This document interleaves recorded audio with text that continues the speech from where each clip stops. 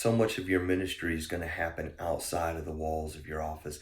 Monday through Saturday, opportunities are going to arise where you can leave the building and you can go out and do ministry and meet the needs of people. Some of those are going to be your church people, some of them community people, some of them total strangers. And so I have for you three stories that took me outside of my office where I was able to meet the needs of people. So, living in Ohio many years ago, we actually had a hurricane hit Ohio. And you think, wait, Ohio is not a border state. It's not close to the ocean. And no, it's not. But Hurricane Ike was so powerful that we received some of that wind and rain. And when it hit Ohio, it took down trees, and those trees fell on houses and fell on power lines. And so on a Monday morning, I got up very early and I got my boys around. They were younger, and we loaded up, my chainsaw and all the things that I needed to cut brush and clear timber and cut up trees. And I started going first to the older people in our church who couldn't clean up the mess for themselves. They were just older and maybe didn't have the tools. And then we started going to the widows of our church, and then to other families that might have need. Now, we were in a small town, so we didn't have to cover a lot of miles.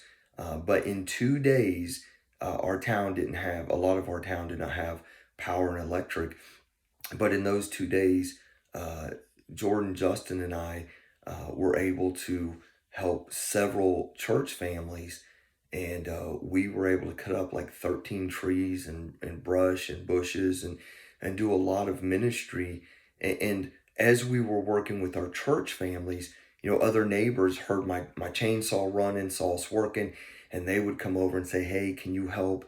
I got this tree down," or whatever. And so we were able to extend that ministry beyond um, our church people into some of their neighbors, and reach out and introduce myself. Hey, I'm the pastor, and able to meet the needs of people and extend an invitation to the church. That's not a typical pastor ministry, and that's definitely not going to happen inside the walls of your office. But those were 2 days well spent outside of the office meeting the needs of people.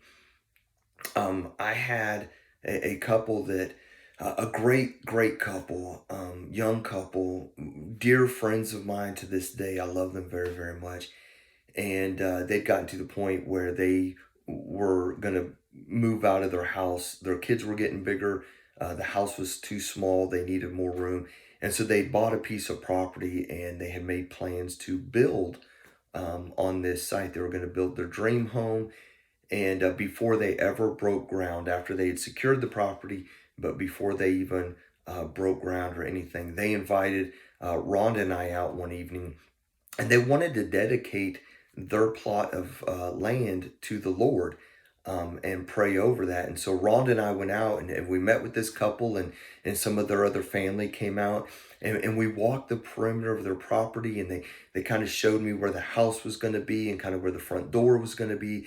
And I took a big old bottle of oil out there, and right where we kind of figured that the front door was going to be, we anointed the ground, and we came together as believers, and we prayed over this piece of property, and we prayed over this house that was going to be built, and this front door, and we prayed for protection for this family, and we prayed that this would be a place that would be pleasing to God, where ministry could happen, and those that come in and out of that door would experience the love of Christ, and that this family could grow and be blessed by God, and honor God as they raised their children and had this marriage.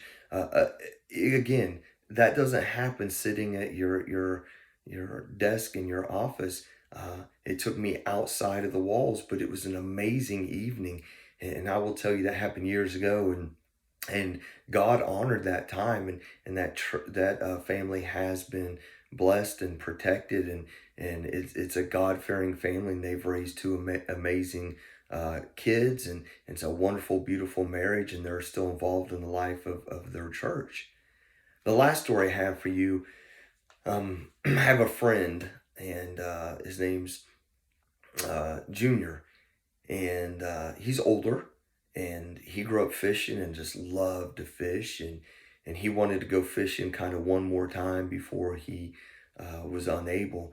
And so a guy in the church who owns a really nice pond uh, reached out to Junior and said, "Hey, I'll take you fishing. We'll go out in my boat on my pond." And he called me and he said, "Hey, Pastor, I know you really like to fish, and you're friends with Junior, and I'm going to take Junior out, but I'm going to need some help. I just would feel more comfortable having another person in the boat with Junior." And so the three of us met, and we went down to this pond. It's a big pond. And I helped get Junior down to the boat and got him in the boat, and we got all of our gear in the boat, and our host was super excited and happy just to kind of do the trolling motor and the oars and kind of get us around the pond and put us in the hot spots, and I was just more than happy to bait the hook and take the fish off the hook. Not that Junior needed that. I mean, he was a well-seasoned fisherman, but he was an older guy, and I just wanted to help him out. And needless to say, Junior outfished me that day. We brought in bluegill, and we brought in some bass, and some huge big lunker black crappie, and we just had a wonderful, wonderful day. And Junior had a blast. And here we were, three Christian brothers out on the lake, and that was a great day to leave the office and leave the paperwork behind and go spend it. And it ended up that was one of Junior's last days to be able to fish. He just kind of got too old to do it. But it was a great day on the water in the boat with my brothers. And so, we're called to be pastors, and we're called to lead a church. A lot of times we're stuck in an office behind a desk doing paperwork, preparing lessons and sermons. Uh, but a lot of times you're going to have the opportunity and the calling to leave the office, to leave the church, to go out to where the people are.